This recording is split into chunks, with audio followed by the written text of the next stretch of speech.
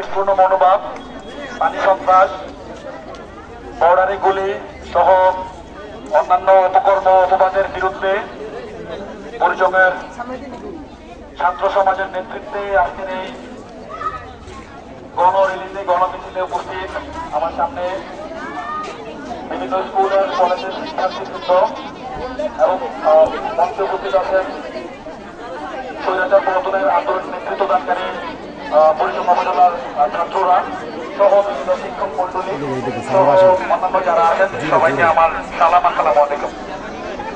প্রিয় ভাই ও বোনেরা, আপনারা সবাই অবগত আছেন গত কিছুদিন আগে আমাদের বুড়িচং সহ দেশের বিভিন্ন অঞ্চল ভয়াবহ বন্যার কবলে পড়েছে। এই বন্যা একটি রাজনৈতিক বন্যা, এটা একটা পরিকল্পিত বন্যা।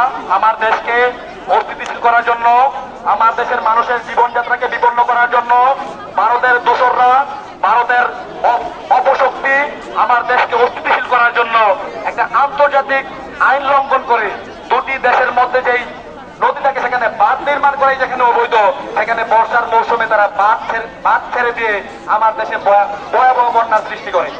আপনারা দেখেছেন গত 15টা বছর এই ভারতের দালালদেরকে আমাদের বন্ধু বলে আখ্যায়িত দিয়েছে একটা স্বৈরাচার ফ্যাসিবাদ সরকার।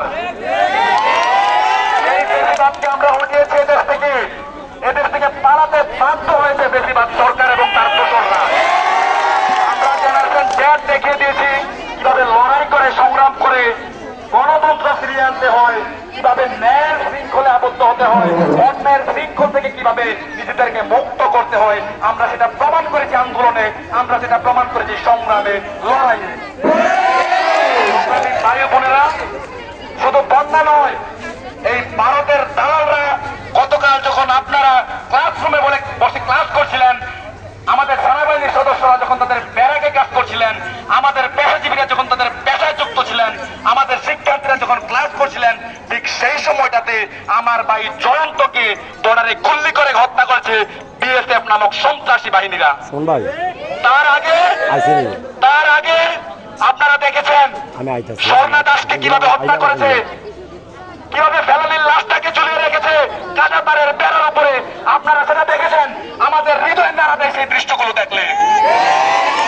আমরা বলতে চাই, আমরা আর সেটা বরদাস্ত করব না। বাংলাদেশের ছাত্র সমাজ জাগতে শিখেছে, লড়তে শিখেছে, লড়াই করতে শিখেছে। আমরা যে ছাত্র সমাজ যে জেনারেশন জেড ফেস্টিভালের বিরুদ্ধে লড়াই করতে পেরেছি, সেই জেনারেশন জেডকে ভারতের বিরুদ্ধে লড়াই করতে প্রস্তুত না? প্রস্তুত আছে তো? ভারতের এই অপশক্তির বিরুদ্ধে কি প্রস্তুত আছে লড়াই করতে?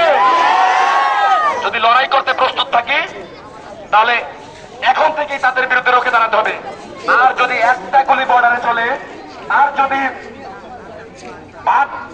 ওদের দেশে বন্যা বলে আমার দেশকে অস্থিতিশীল করে পানি ছেড়ে দিয়ে, তাহলে বলে দিচ্ছি আমরা বর্ডার সাইডের পোলাপান কিভাবে কি করতে হয়, কিভাবে লড়াই করতে স্লোগানের সময় বলেছিলাম, আর একটা যদি গুলি চলে 7 সিস্টার থাকবে না রে। অলরেডি চীনের দিক দিয়ে সরে গেছে। ভারতের দোসরদেরকে বলতে চাই, এখন এখানে ফ্যাসিবাদ সরকার বিরাজ করতেছে না, এখন ছাত্রদের সরকার, জনতার সরকার বিরাজ করতেছে।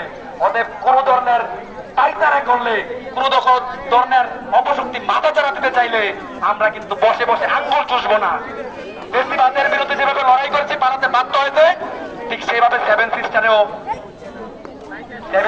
আমাদের কাজ অব্যাহত থাকবে। আপনারা উপস্থিত হয়েছেন, আপনাদের আর বিলম্ব করতে চাই না। সবাই উপস্থিত হয়েছেন, সবাইকে আমার আন্তরিক ধন্যবাদ।